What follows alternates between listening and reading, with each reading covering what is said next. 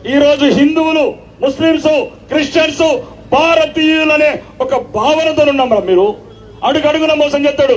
ఏం రేవంత్ ఉద్దీన్ ఏం చేసామని పేరు మార్చుకున్నావు మొత్తం. నిన్న నిజామాబాద్కి వచ్చి నువ్వు ఇస్లాం స్వీకరించావా? ఏమున్నాయి లోపల? ఏమని అంటే ముస్లింలో మారిస్తే 4 పెళ్లిళ్ళు చేసుకోవచ్చని. ఇది నియము. నేను వస్తా ఇంటికి వదినకి చెప్తా. మోసంగా తెలంగాణ ప్రజలను మోసం చేసినట్లు వదినే ఈ రేవంత్ పేరు మార్చుకుంటున్నాడు. వదినే ఇది ముస్లింల గురించి కాదు, 4 పెళ్లిళ్ళు చేసుకోవడానికి వదినే జాగ్రత్త ఉండు అని చెప్తాను. ఏం రేవంత్, నువ్వు ఒక్కరికే తెలివి ఉందా?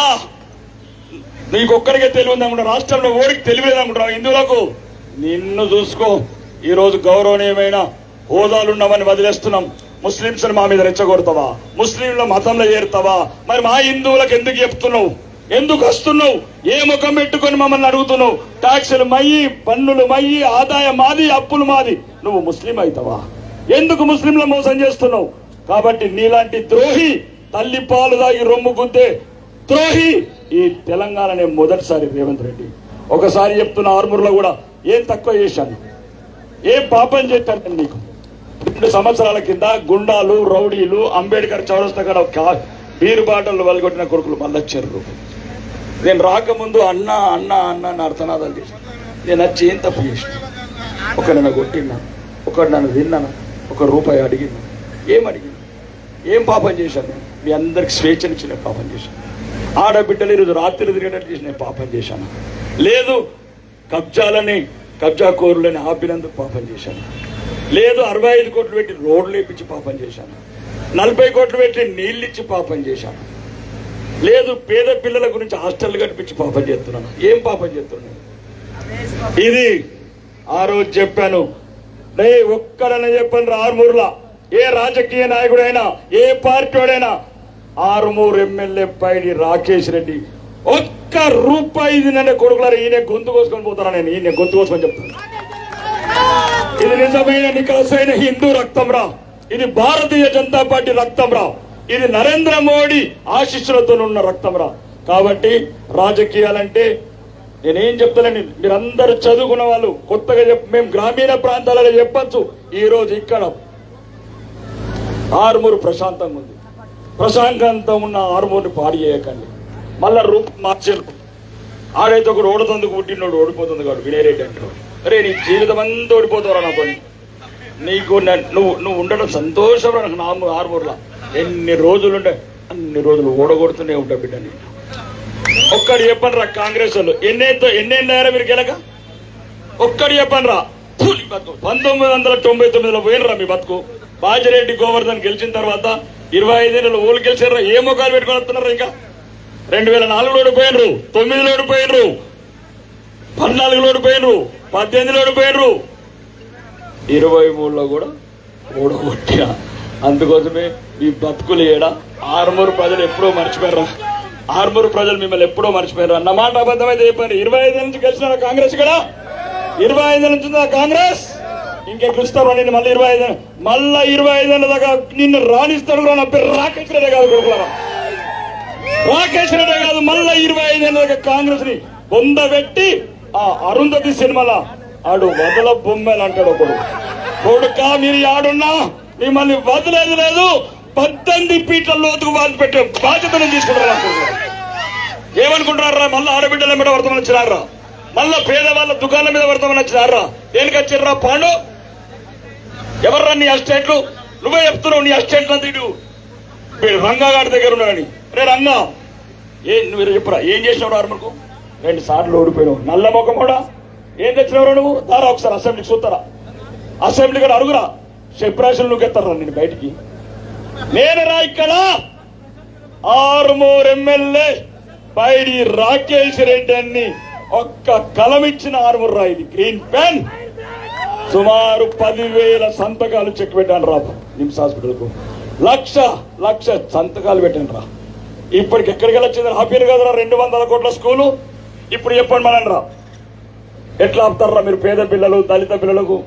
ఆర్మూరుకు ఒక్కసారి చెప్తున్నా, మీకు బ్రహ్మం గారు చెప్పినట్టు చెప్తున్నా, మళ్ళా కడుపులకు పాలు పోసారు, పాముల్లాగా కాటేస్తారు. వాళ్ళు రూపాలు మార్చిండ్రు, వాళ్ళు పార్టీలు మార్చిండ్రు, వాళ్ళు జెండాలు మార్చారు, గుండెలు మారలేదు. నేను చెప్పే అవసరం లేదు. వాళ్ళ పాత బాసు పాండుగాడు చెప్తున్నాడు ఇష్టపట్టుకున్న దొంగలని. బస్ స్టాండ్లలో మంగళసూత్రాలు కొట్టుకోబెట్టారు. మీ ముఖాలు మీరెవరా? మీరు ఏం చేస్తారా? మీరు ఏ తెచ్చినా నేను దేవాలా? ఏ రేవంత్ రెడ్డి ఇంటికి వెళ్తున్నారా? కొడంగల్ అకౌంట్కి వెళ్తున్నాడా?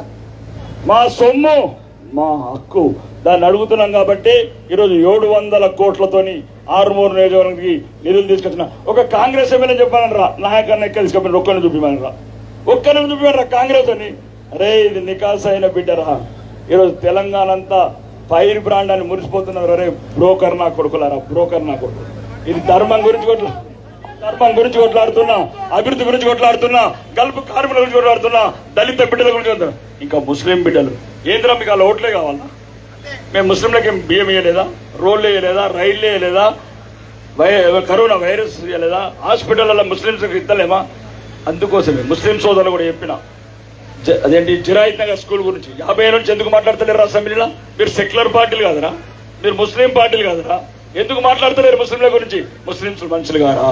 మీ దృష్టిలో ఓట్లు మాత్రమే కానీ కాదు. వాళ్ళు మాకు ఓట్లు వేసినా వేయకుండా మా భారతీయుల, మేము మా భారతీయుల, వాళ్ళు రక్తం మా రక్తం ఒకటే. వాళ్ళని మోసం చేస్తున్నారు. వాళ్ళు ఇక్కడ పుట్టిన వాళ్ళు, ఇక్కడ పెరిగిన వాళ్ళు. మీరు కూడా చెప్తున్నా ఆ పాకిస్తాన్ మాట, పాత బస్తు మాటోడు వినకుండ్రి. ఎందుకంటే ఇక్కడ సంక్షేమాన్ని ఈయన ఉన్నది. మనం పుట్టినవి ఇక్కడ, చచ్చేది ఇక్కడ. కాబట్టి మనం అన్నదమ్ములం అవుతాం తప్ప ఓడో పాలస్తీనోడో పాకిస్తాన్ మాటని మీరు పాడు కాకుండ్రి. నా మాట వినండి. మొన్ననే పాకిస్తాన్ లా అదేంటి బాంబులు పెట్టుకుంటున్నారు మసీదులలో షియాసున్ అని. మిమ్మల్ని ప్రేమించే జాతి హిందువులం ఇక్కడ ఉన్న ఆరుమూరులో. కాబట్టి దయచేసి మీరు ముస్లింలు కూడా ఇప్పుడు మా రాణి రుద్రమదేవి రానట్లేదు ప్రచారంలో ఉందా? రాణి రుద్రమదేవి ముస్లింలో వాళ్ళు నిలబెట్టాను. నిలబడతన్నది బిడ్డ ఒక్క మాట చెప్పింది. ఎందుకమ్మా 21 ఏళ్ల వయసులో ఇట్లా నీకు బాధ అంటే, చిన్నప్పుడు అన్న మేము చిన్నప్పుడు ఇళ్ళల్లో ఉంటుండే అక్కడ ఉంటే ఒక 5 ఏళ్ళ కింద అప్పుడు 16-15 ఏళ్ళ అమ్మాయికి జీ అనే పాండుగాడు కారు రాగానే తల్లులందరూ ఇంట్లో దాస పెడుతున్నారట ఆడపిల్లల్ని. ఎందుకంటే భయం, అటు మనుషులు ఏం చెప్తారు, వెనుక గుండాలు ఉన్నారు, గ్యాంగులు ఉన్నారని.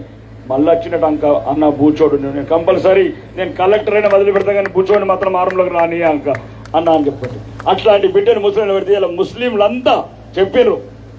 చిన్నప్పటి నుంచి మేము పెంచినామన్నా, చిన్నప్పటి నుంచి పాలు తాగిపించామన్నా ఈ అమ్మాయికి. మా బిడ్డలతో ఆడుకున్నది, మా బిడ్డలతో సమానమని ఈరోజు ముస్లిం మహిళలంతా వీధికి ఇల్లుకు తిరిగి నా బిడ్డకు ఆశీర్వాదిస్తున్నారు.